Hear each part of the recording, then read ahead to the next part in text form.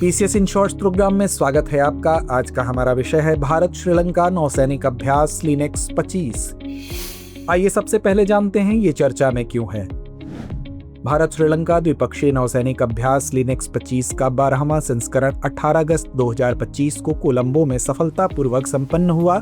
इस द्विपक्षीय नौसैनिक सहयोग से समुद्री अपराध, तस्करी, समुद्री आतंकवाद, आपदा प्रबंधन जैसी चुनौतियों से निपटने में सहायता मिलेगी। बता दें कि इसका पिछला संस्करण दिसंबर 2024 विशाखापत्तनम में आयोजित किया गया था।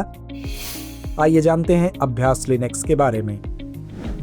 यह अभ्यास 2 चरणों में आयोजित हुआ। हार्बर चरण 14 से 16 अगस्त। इसमें पेशेवर संवाद, योग सत्र, खेल और सांस्कृतिक कार्यक्रम आयोजित हुए। समुद्री चरण 17-18 अगस्त। इसके अंतर्गत तोपबाजी, सामरिक युद्धाभ्यास, विजिट बोर्ड सर्च सीजर यानी VBSS, ईंधन पुनः पूर्ति, हेलीकॉप्टर संचालन, खोज एवं बचाव और विशेष बलों के अभियान आयोजित किए गए। भारतीय नौसेना से INS राणा, विध्वंसक और INS ज्योति फ्लीट टैंकर भाग ले रहे हैं। वहीं श्रीलंका नौसेना से SLNS विजयबाहु, SLNS सयूरा और SLAFK BEL 412 हेलीकॉप्टर सम्मिलित हुए। बता दें कि 2005 में आरंभ हुआ यह अभ्यास भारत और श्रीलंका के बीच समुद्री सहयोग का प्रतीक है। आइए अब जानते हैं भारत श्रीलंका संबंध के विषय में।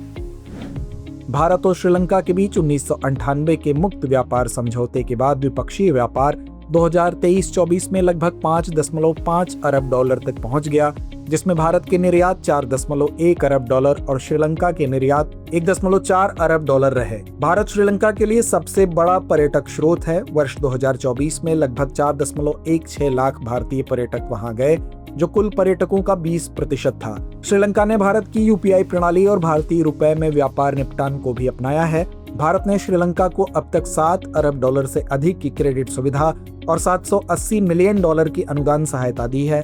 2022 के आर्थिक संकट के दौरान भारत ने श्रीलंका की मदद के लिए लगभग 4 अरब डॉलर प्रदान किए। तो आइए अंत में नोट करते हैं आज का अभ्यास प्रश्न। निम्नलिखित कथनों पर विचार कीजिए। पहला कथन है भारत श्रीलंका के शीर्ष व्यापारिक साझेदारों में से एक है।